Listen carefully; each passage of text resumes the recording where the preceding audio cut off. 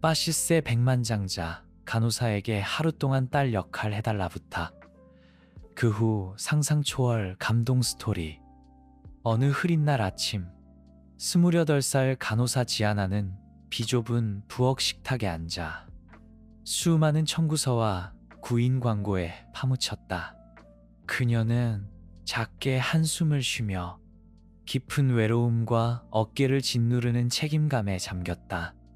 고개를 떨군 채 손가락으로 구인 정보를 하나하나 훑어보았다.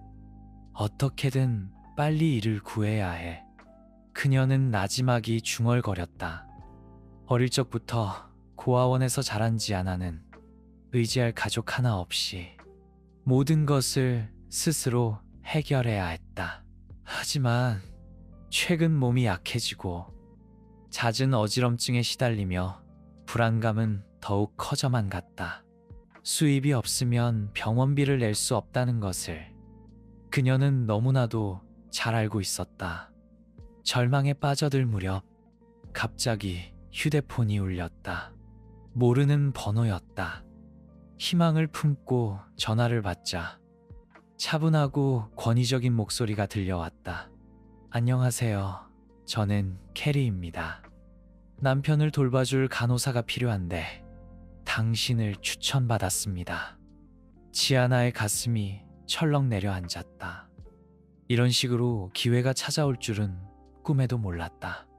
이런 곳에 지원한 기억은 없었지만 조심스럽게 대답했다. 간호 업무를 맡을 수 있게 되어 기쁩니다. 수학이 넘어 캐리의 목소리는 다소 차가웠다. 남편 그렉 씨가 당신 이름을 들었어요. 오늘 바로 면접 보러 오시겠어요? 가슴 벅찬 지아나는 곧바로 대답했다. 네, 바로 가겠습니다. 그렉의 저택 앞에 도착한 지아나는 입이 떡 벌어질 만큼 웅장한 모습에 숨을 멈췄다. 마치 세상 모든 소음을 차단한 듯 고요한 분위기를 자아내는 거대한 건축물이었다. 단정한 차림새에 차가운 표정을 한 캐리가 직접 지아나를 맞이했다. 얼음처럼 날카로운 눈빛에 지아나는 불안감을 느꼈다. 면접은 매우 간단했다. 캐리는 냉담한 목소리로 설명했다. 의사는 그렉에게 몇 달밖에 시간이 없다고 했지만 저는 과장되었다고 생각해요. 그녀의 말투에는 남편의 생사에 대한 일말의 관심도 없어 보였다. 지아나는 마음이 무거워져 조용히 말했다. 안 됐군요. 그렉 씨를 뵐 수 있을까요? 캐리의 대답을 기다리는 순간 정원사 복장을 한 남자가 실수로 방에 들어왔다. 캐리의 얼굴이 순식간에 일그러졌다. 눈이 멀었어. 당장 나가. 정원사는 고개를 숙인 채 미안하다고 사과했다. 죄송합니다, 캐리 부인. 다시는 안 그러겠습니다. 이 모습을 본 지아나는 불안한 예감에 휩싸였다. 겉으로 보이는 것과 달리 캐리는 그리 다정한 아내가 아닐지도 모른다는 생각이 들었다. 그렉이 제대로 된 보살핌을 받고 있는지 걱정스러웠다. 그렉의 방으로 안내된 지아나는 침대에 누워있는 그의 모습에 충격을 받았다. 창백한 얼굴에 힘겹게 숨을 몰아쉬는 그의 모습은 너무나도 약해 보였다. 자기소개를 할 틈도 없이 그렉의 상태가 심상치 않다는 것을 알아챘다. 그는 심한 기침을 하며 숨을 쉬지 못하는 듯 했다. 지아나는 곧바로 달려가 그를 편안한 자세로 눕히고 등을 두드려 호흡을 가다듬어 주었다. 하지만 기침은 점점 심해졌고 갑자기 숨이 멎었다. 지아나는 능숙하게 심폐소생술을 시작했다. 마침내 그렉이 다시 숨을 쉬기 시작했다. 그는 희미하게 미소 지으며 힘겹게 말했다. 당신은 천사의 손을 가졌군요. 고마워요. 그렉의 수척해진 얼굴과 힘없는 눈빛을 보며 지아나는 마음속으로 의문을 품었다. 정말 그를 잘 보살펴 왔던 걸까? 문간에 서 있던 캐리는 차가운 눈빛으로 이 모든 상황을 지켜보고 있었다. 비꼬는 투로 말했다. 잘했네요. 하지만 그녀의 말에는 불만이 섞여 있었다. 마치 남편에게 무슨 일이 생기기를 바라는 듯했다. 그렉은 완강하게 지아나를 전담 간호사로 고용하기로 결정했다. 이 집에서 내 말이 아직 안 통하는 건 아니겠지. 그렉의 목소리는 약했지만 단호함이 묻어났다. 당신이 남아줬으면 좋겠소.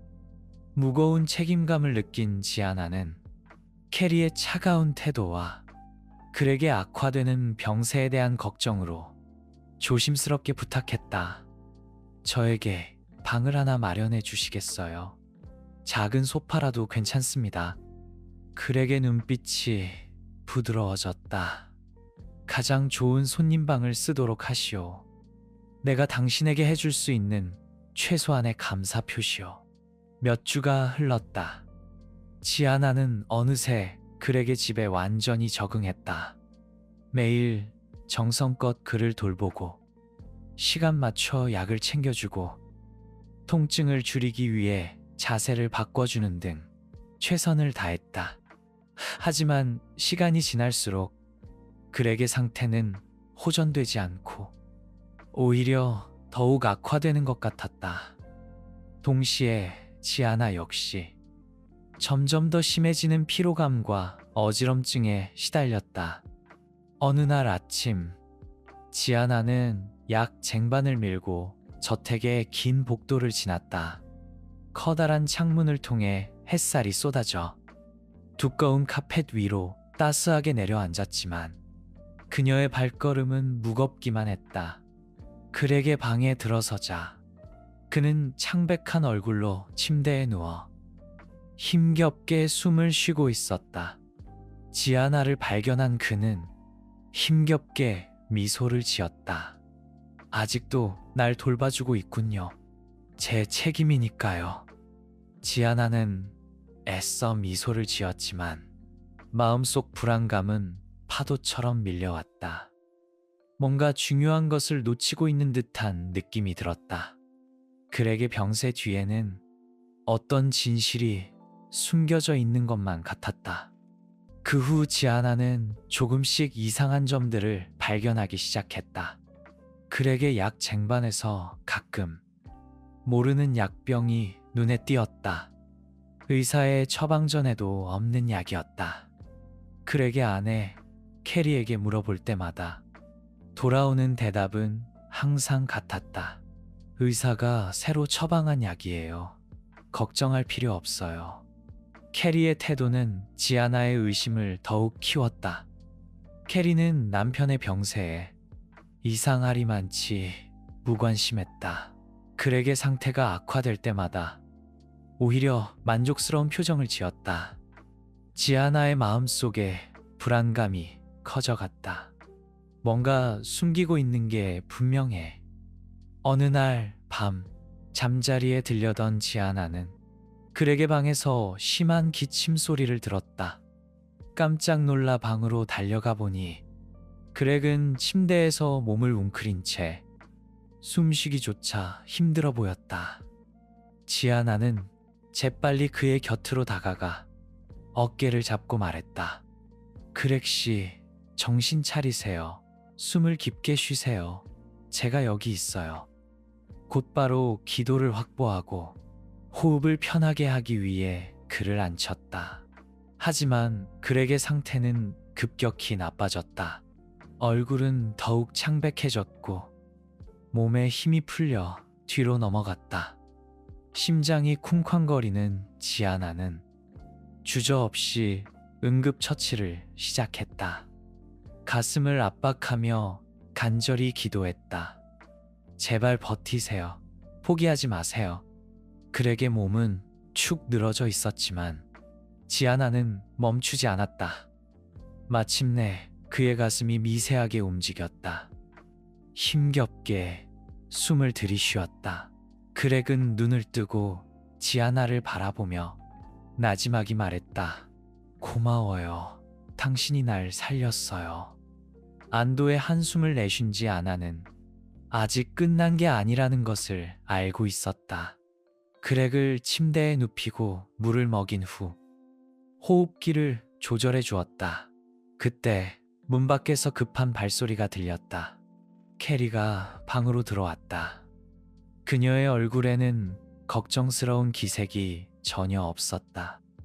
오히려 초조함이 가득했다. 무슨 일이에요? 캐리는 차갑게 물었다. 숨이 멎을 뻔했습니다. 지아나는 캐리를 똑바로 쳐다보며 단호하게 말했다. 그렉 씨의 상태를 면밀히 관찰해야 합니다. 누군가 그의 약에 손을 댄 것 같습니다. 캐리의 눈빛이 날카로워졌다. 무슨 뜻이죠? 당신은 간호사잖아요. 돌보는 일만 하면 돼요. 쓸데없는 질문은 하지 마세요. 지아나는 캐리가 그렉이 살아남기를 바라지 않는다는 것을 직감했다. 이 집안의 비밀을 밝혀내야만 했다.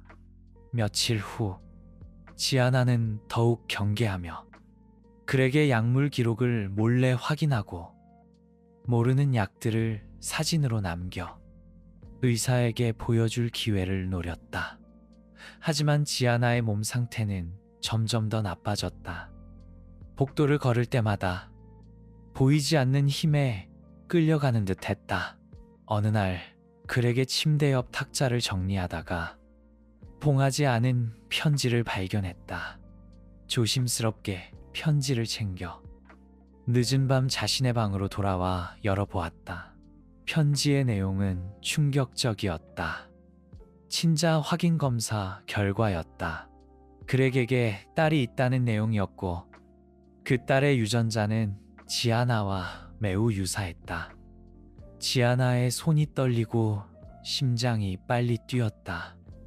말도 안 돼 설마 내가.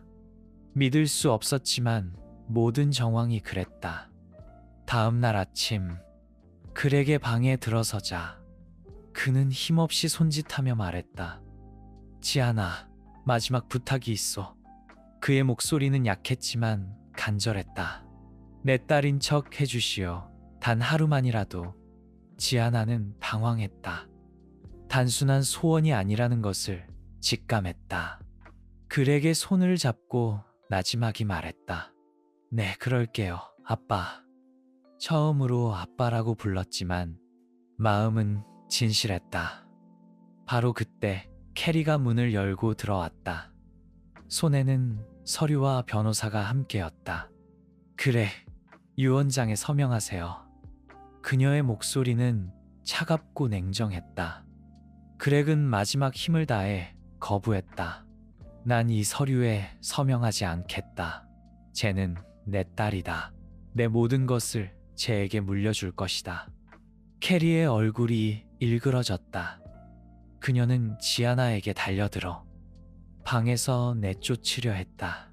하지만 지아나는 물러서지 않았다.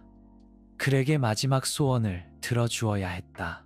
변호사의 차가운 시선 아래 캐리는 분노의 차방 한가운데 서 있었다. 언제든 지아나를 쫓아낼 기세였다. 그렉은 침대에 누워 마지막 힘을 다해 유언장 서명을 거부하고 있었다. 시간 낭비하지 마, 그렉. 캐리의 목소리는 차갑고 날카로웠다. 어차피 서명해야 할 거야. 지금 끝내는 게 어때? 지아나는 심호흡을 하고 그렉의 앞을 막아섰다. 이것은 그렉의 마지막 싸움이자 자신의 운명을 결정짓는 순간이라는 것을 알고 있었다. 물러설 수 없었다. 절대 그럴 수 없어요. 지아나는 차갑게 말했다. 스스로도 깨닫지 못한 단호함이 목소리에 담겨 있었다. 그렉은 지아나의 손을 힘없이 잡고 희미한 목소리로 말했다. 쟤는 내 친딸입니다. 내 유산을 물려받을 유일한 자격이 있는 사람이요. 캐리는 눈을 크게 뜨고 놀랐지만 곧 분노에 휩싸였다. 말도 안 돼. 겨우 간호사 주제에 어떻게 감히. 캐리의 분노에 지아나의 마음은 복잡했다. 모든 숨겨진 관계와 음모가 한순간에 이해되었다. 그렉은 이미 지아나의 존재를 알고 있었고 마지막 순간에 진실을 밝혀 그녀가 마땅히 받아야 할 것을 주려 했던 것이다. 그렉은 지아나의 손을 꽉 잡고 애틋한 눈빛으로 말했다. 자네에게 너무 많은 빚을 졌소. 부디 행복하게 살아주시오. 진심이 담긴 그의 말에 지아나는 눈물을 흘리며 고개를 끄덕였다. 이제 그들은 말하지 않아도 서로에게 가족이 된 것이다. 며칠 후 그렉은 평온한 모습으로 세상을 떠났다. 마치 모든 것을 내려놓은 듯 편안한 얼굴이었다. 장례식 후 지아나는 유산을 도움이 필요한 아이들을 위해 쓰기로 결심했다.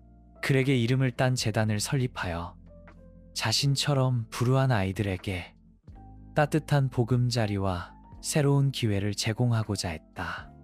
재단 입구에 서서 아이들의 웃는 얼굴을 볼 때마다 그렉의 기대에 부응해야 한다는 책임감을 느꼈다. 유산은 단순한 돈이 아니라 그의 무한한 사랑과 책임이었다. 그렉이 세상을 떠난 지 몇 달 후 지아나는 그의 부재를 받아들이기 시작했다. 하지만 삶은 완전히 달라졌다. 거액의 유산에 압도되지 않고 돈은 더 나은 삶을 위한 도구일 뿐 목적이 아니라는 것을 깨달았다. 어느 화창한 아침 햇살이 그렉의 저택 정원 구석구석을 비추고 있었다. 지아나는 편안한 면 원피스를 입고 커피 한 잔을 들고 그렉이 아끼던 장미 정원을 거닐었다. 흙과 꽃 향기가 가득한 그곳에 서서 그렉과 함께 인생을 논했던 낡은 돌 의자를 바라보았다. 이 모든 것을 그냥 흘려보낼 수는 없어. 새로운 계획이 떠올랐다. 유산을 활용해 다른 사람들의 삶을 변화시킬 수 있는 기관을 만들고 싶었다. 그렉을 기리는 것뿐만 아니라 자신과 세상에 대한 책임이기도 했다. 지아나는 희망의 집이라는 재단 설립을 계획했다. 사회에서 소외된 고아와 취약 계층에게 따뜻한 보금자리를 제공하고 싶었다. 그렉의 저택을 안전한 피난처로 바꾸기로 했다. 따뜻한 잠자리뿐만 아니라 교육 자원과 심리 상담도 제공할 계획이었다. 초기에는 쉽지 않았다. 각종 정부 허가를 받아야 했고 협력기관과 관계를 맺어야 했다. 무엇보다 캐리의 비난과 비방에 맞서야 했다. 쟤는 유산을 받을 자격이 없어요. 겨우 간호사였던 외부인일 뿐이에요. 캐리는 언론에 불만을 토로했다. 하지만 지아나는 흔들리지 않았다. 자신의 목표를 분명히 알고 있었다. 이것이 내 사명이야. 그리고 그의 마지막 소원이기도 하고 재단을 설립하는 과정에서 어려움도 많았지만 뜻을 함께하는 사람들을 만났다. 병원 동료들은 지아나의 계획을 듣고 의료 및 심리 지원 네트워크 구축을 도왔다. 교육 전문가들과도 협력하여 아이들에게 양질의 교육을 제공하고자 했다. 어느 날 저녁 자선 행사에서 지아나는 어린 시절 친구 리사를 만났다. 고아원에서 함께 자랐지만 성인이 된 후 연락이 끊겼었다. 리사는 변호사가 되어 재단의 법률 문제를 무료로 도와주겠다고 했다. 내 모습을 보니 정말 자랑스럽다. 리사는 미소 지었다. 우린 운명이 우리 편이 아니라고 생각했지만 이제 넌 운명을 바꾸고 있어. 지아나는 감동의 눈물을 흘렸다. 리사의 도움으로 더 넓은 길을 걸을 수 있게 되었다. 재단 설립 준비가 마무리되고 저택은 따뜻한 보금자리로 탈바꿈했다. 벽은 부드러운 연노랑색으로 칠해졌고 정원에는 아이들이 좋아하는 꽃이 가득했다. 방에는 편안한 침대, 책장, 알록달록한 그림책과 장난감이 놓였다.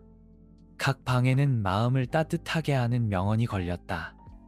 희망은 어둠을 밝히는 등대라는 문구도 있었다.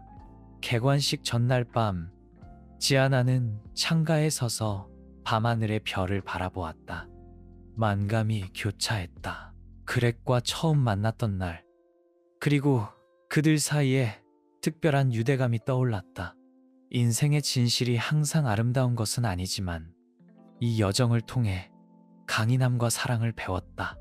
희망의 집이라는 명패가 대문에 걸렸다. 내일은 새로운 시작이었다. 이 사랑을 도움이 필요한 더 많은 사람들에게 전달할 것이다. 개관식 날, 날씨는 화창했고 산들바람이 정원을 스쳐 지나갔다. 공기에는 희망의 향기가 가득했다. 단정한 예복을 차려입은 지아나는 대저택 정문 앞에 서서 첫 번째 아이들을 맞이했다. 고아도 있었고 가난한 집에서 온 청소년도 있었다. 아이들의 눈빛에는 기대와 함께 약간의 불안감도 서려 있었다. 새로운 집에 온 걸 환영해 지아나는 미소를 지으며 말했다. 어린 소녀의 손을 잡자 소녀는 지아나 곁에 바싹 붙었다. 지아나는 고개를 숙여 여기선 아무도 너희를 버리지 않아 라고 속삭였다. 아이들은 마음의 빗장을 풀고 정원에서 즐겁게 뛰어놀았다. 아이들의 웃는 얼굴을 보며 지아나는 깊은 만족감을 느꼈다. 자신의 선택이 옳았다는 것을 알았다. 시간이 흐르면서 희망의 집은 따스하고 힘이 넘치는 공동체가 되었다. 지아나는 아이들에게 생활 보장과 교육뿐 아니라 취미 활동도 지원했다. 전문 미술 선생님과 운동 코치를 초빙하여 모든 아이가 자신의 재능을 찾도록 도왔다. 톰이라는 소녀는 처음 왔을 때 몹시 까칠했고 다른 아이들과 자주 다퉜다. 지아나는 그를 포기하지 않고 인내심을 갖고 그의 이야기에 귀 기울였다. 부모를 잃은 후 오랫동안 방치되고 오해받았다는 것을 알게 되었다. 지아나는 그에게 그림 수업을 권유하여 감정을 그림으로 표현하도록 했다. 얼마 후 톰의 그림은 지역대회에서 수상했다. 처음으로 사람들 앞에서 자신감 넘치는 미소를 보였다. 고마워요, 지아나. 톰은 수줍게 말했다. 제 자신을 찾은 것 같아요. 수년 후 희망의 집은 수많은 아이들이 새로운 삶의 방향을 찾도록 도왔다. 지아나의 이야기는 사람들의 입에서 입으로 전해지는 전설이 되었다. 그는 자신의 행동으로 가족의 의미는 혈연이 아니라 헌신적인 사랑과 함께하는 시간임을 증명했다. 기념행사에서 지아나는 연단에 서서 재단의 도움을 받았던 아이들을 바라보며 깊은 감사를 느꼈다. 그는 심호흡을 하고 말했다. 인생은 도전으로 가득하지만 마음속에 사랑이 있다면 우리는 각자의 빛을 찾을 수 있다는 것을 기억하길 바랍니다. 객석의 아이들은 환호했고 우레와 같은 박수가 정원에 오랫동안 울려 퍼졌다. 세월이 흐르자 지아나는 희망의 집을 그가 도왔던 아이들에게 맡겼다. 그리고 그는 새로운 여정을 시작했다. 세상 곳곳을 누비며 도움이 필요한 사람들에게 따스함과 지지를 전했다. 그의 마음속에는 그렉과 함께했던 시간이 생생하게 남아 있었다. 밤하늘의 별을 볼 때마다 그는 그렉의 마지막 미소와 따스한 당부, 행복하게 살아 라는 말을 떠올렸다. 지아나는 자신이 삶의 의미를 찾았다는 것을 알았다. 그것은 바로 사랑과 희망을 끊임없이 전하는 것이었다. 희망의 집이 점차 안정되어 가는 동안 지아나는 새로운 도전에 직면했다. 계속해서 규모가 커지는 자선단체를 운영하는 것은 쉬운 일이 아니었다. 사회의 의심, 정부의 감사, 그리고 자금 운영의 어려움에 맞서야 했다. 2년 후 지아나는 예상치 못한 청구서를 받았다. 관리 비용이 예산을 초과하고 후원금이 제때 들어오지 않아 재단의 자금이 바닥을 드러내고 있었다. 막대한 재정적 압박에 지아나는 사무실에 앉아 깊은 고민에 빠졌다. 밖에서는 아이들이 잔디밭에서 웃고 떠들고 있었지만 그는 갑자기 깊은 피로감을 느꼈다. 핸드폰을 들고 후원자들의 연락처를 훑어보았지만 어떻게 도움을 요청해야 할지 막막했다. 도움을 구하는 것은 언제나 힘든 일이었다. 그는 가볍게 한숨을 내쉬었다. 하지만 아이들을 위해서 버텨야 해. 지아나가 가장 절망적인 순간에 뜻밖의 전화를 받았다. 전화를 건 사람은 그의 오랜 친구 리사, 예전에 법률 문제를 도와주었던 변호사였다. 요즘 좀 힘들다고 들었어요. 리사의 부드러운 목소리가 전화기 너머로 들려왔다. 믿을 만한 자선 사업을 찾고 있는 지인이 있는데 당신을 추천했어요. 며칠 후 익명의 기부자가 희망의 집에 상당한 금액을 기부했다. 이 기부금은 지아나가 위기를 극복하도록 도울 뿐만 아니라 재단의 사업을 확장할 수 있게 해주었다. 자금 지원을 받게 되자 지아나는 희망의 집의 영향력을 어떻게 확대할지 고민하기 시작했다. 그는 대저택을 벗어나 더 많은 지역 사회로 나가 더 많은 도움이 필요한 사람들을 돕기로 결심했다. 그는 교육부와 정신건강기관에 연락하여 이동식 교실과 심리상담팀을 만들어 외딴 지역 아이들에게 도움을 제공했다. 우리는 단순한 안식처가 아닙니다. 지아나는 팀원들에게 말했다. 우리는 등대가 되어 더 먼 곳까지 빛을 비춰야 합니다. 하지만 지아나의 성공은 새로운 적을 불러왔다. 칼리가 다시 나타난 것이다. 그는 재단의 성공에 분노하며 법적 수단을 동원하여 유산 분배의 이의를 제기하려 했다. 법정에서 칼리의 변호사는 그렉의 유언장이 병중에 작성되었기에 법적 효력이 없다고 주장했다.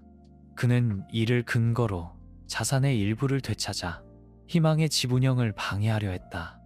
이 소송에 직면하여 지아나는 물러서지 않았다. 그는 최고의 변호인단을 고용하고 모든 증거를 제시하여 유언장의 유효성을 입증했다. 크랙은 의식이 또렷한 상태에서 서명했다.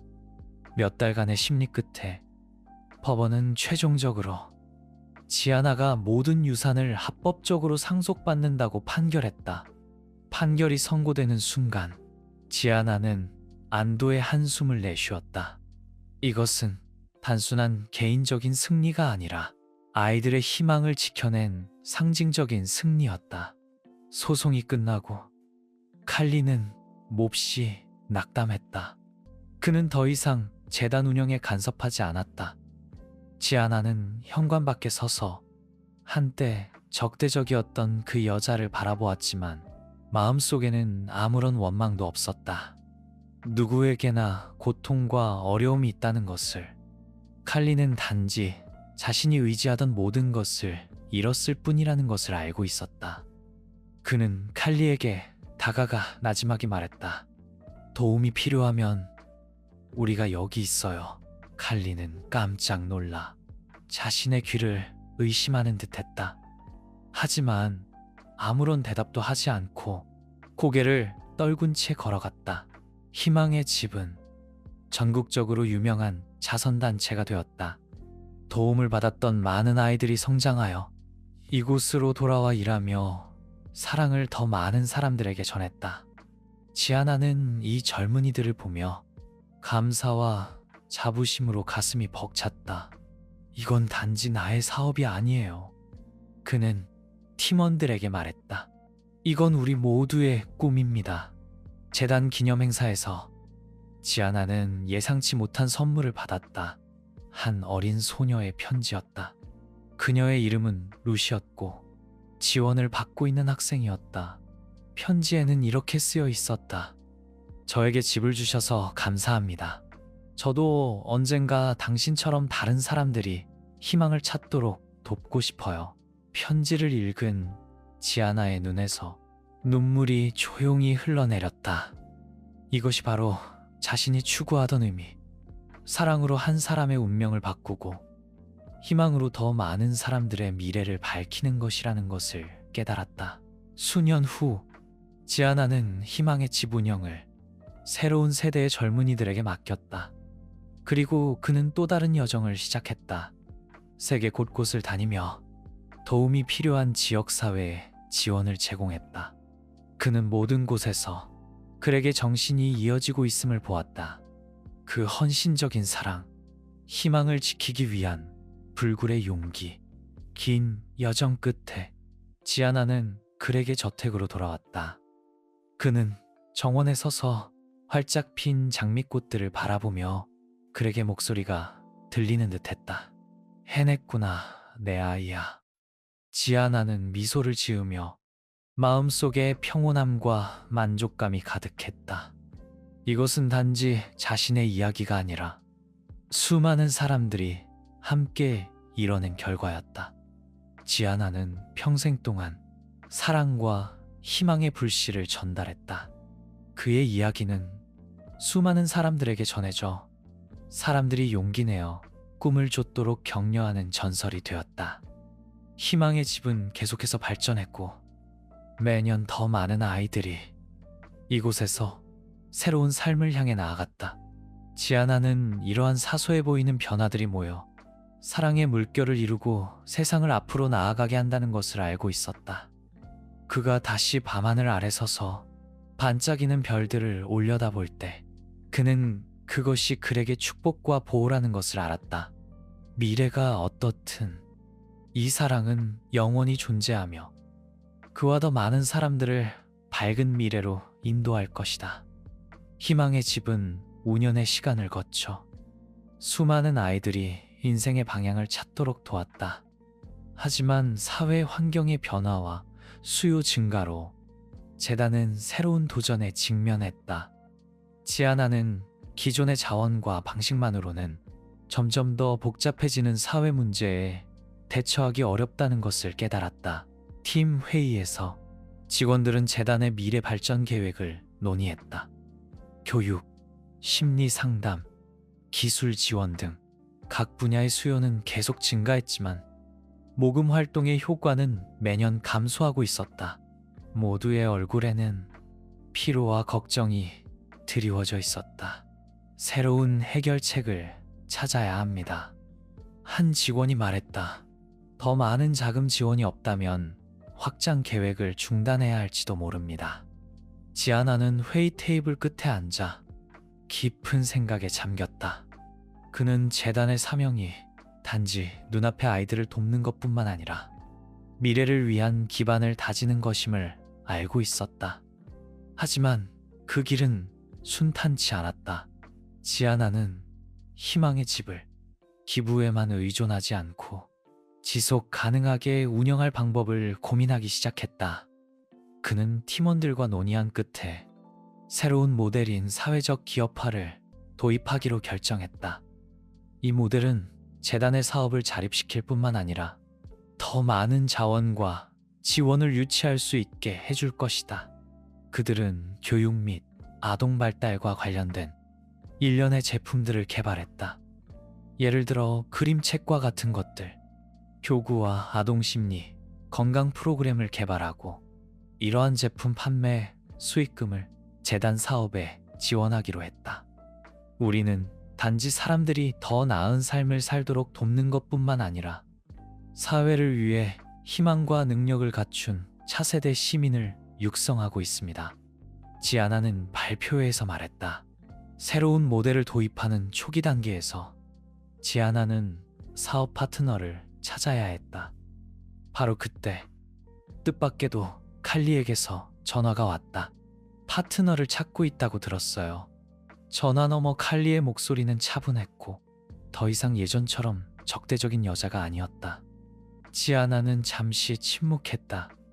마음이 복잡했다. 칼리를 믿어도 될지 확신할 수 없었지만 진정한 변화는 과거의 악감정을 극복해야 한다는 것도 알고 있었다. 며칠 후 그는 칼리를 만나기로 했다. 그들은 예전에 갔던 카페에서 만났다. 칼리는 예전과는 완전히 달라 보였다. 더 이상 공격적이지 않았고 오히려 평온해 보였다. 과거의 일은 미안하게 생각해요. 칼리는 조용히 말했다. 저도 글에게 유산으로 의미 있는 일을 하고 싶어요. 괜찮다면 재단의 새 사업에 투자하고 싶습니다. 지아나는 칼리를 바라보았다. 마음이 흔들렸지만 결국 손을 내밀어 칼리와 악수했다. 과거의 악연은 이미 지나갔고 중요한 것은 미래에 함께 더 많은 가능성을 만들어갈 수 있느냐였다. 칼리의 지원과 새로운 사업 모델 도입으로 희망의 집은 빠르게 활기를 되찾았다. 그들의 프로그램과 제품은 시장에서 큰 인기를 얻었고 재단에 안정적인 수입을 가져다 줄 뿐만 아니라 사회적 영향력을 더욱 확대했다. 사업이 계속 발전함에 따라 지아나는 점차 뒤로 물러나 더 많은 업무를 젊은 세대 팀원들에게 맡겼다. 이것은 단순한 사업이 아니라 세대를 거쳐 이어지는 유산이며 미래 세대가 사랑과 희망의 횃불을 이어갈 것임을 알고 있었다. 몇 년 후 지아나는 재단에서 생활했던 한 아이에게서 편지를 받았다. 그 아이는 어른이 되어 선생님이 되었다. 편지에는 이렇게 쓰여 있었다. 희망의 집이 없었다면 제 인생은 완전히 달랐을 겁니다. 이제 저도 더 많은 아이들이 희망을 찾도록 돕고 있습니다. 편지를 읽고 지아나의 눈시울이 붉어졌다. 이것이 바로 그가 찾던 답이었다. 진정한 성공은 자신이 얼마나 멀리 가느냐가 아니라 얼마나 많은 사람들과 함께 나아가느냐에 달려 있었다. 햇살 좋은 어느 아침, 지아나는 혼자 글에게 묘지를 찾았다. 묘비에는 짧은 글귀가 새겨져 있었다. 그렉 한센, 자선가. 그는 차가운 묘비를 어루만지며 그렉의 따스한 시선을 느끼는 듯했다. 저에게 이런 기회를 주셔서 감사합니다. 그리고 사랑이 무엇인지 가르쳐 주셔서 감사합니다. 그는 나지막이 말했다. 그는 묘비 앞에 신선한 장미꽃을 놓고 돌아섰다. 마음은 평온함과 만족감으로 가득했다. 이 여정은 끝났지만 사랑과 희망의 이야기는 영원히 계속될 것이다. 지아나의 지도 아래 희망의 집은 계속해서 성장하여 사회에서 가장 영향력 있는 자선단체 중 하나가 되었다. 그의 이야기는 수많은 사람들에게 영감을 주었고 사랑과 신뢰만 있다면 세상은 더 아름다워질 수 있다는 믿음을 심어주었다. 새로운 출발선에 서서 운명이 바뀐 아이들을 바라보는 그의 마음에는 진정한 행복은 얼마나 많은 부를 소유하느냐가 아니라 그 부로 세상을 어떻게 변화시키느냐에 달려있다는 깨달음이 있었다. 미래가 어떻든 그는 자신의 방식대로 사랑과 희망의 횃불을 끊임없이 전달할 것이다. 수년 후 지아나는 희망의 집을 새로운 세대의 경영진에게 정식으로 넘겨주고 세계 곳곳을 여행하며 지원이 필요한 지역사회를 돕는 일을 계속했다. 그의 발자취는 세계 곳곳에 남았고 그의 이야기는 수많은 사람들에게 전해졌다. 희망의 집의 정신은 사회의 밝은 등대가 되었고 언제 어디서든 따스한 빛으로 길 잃은 영혼들을 인도할 것이다. 사랑과 희망은 영원히 시들지 않는 신념이다.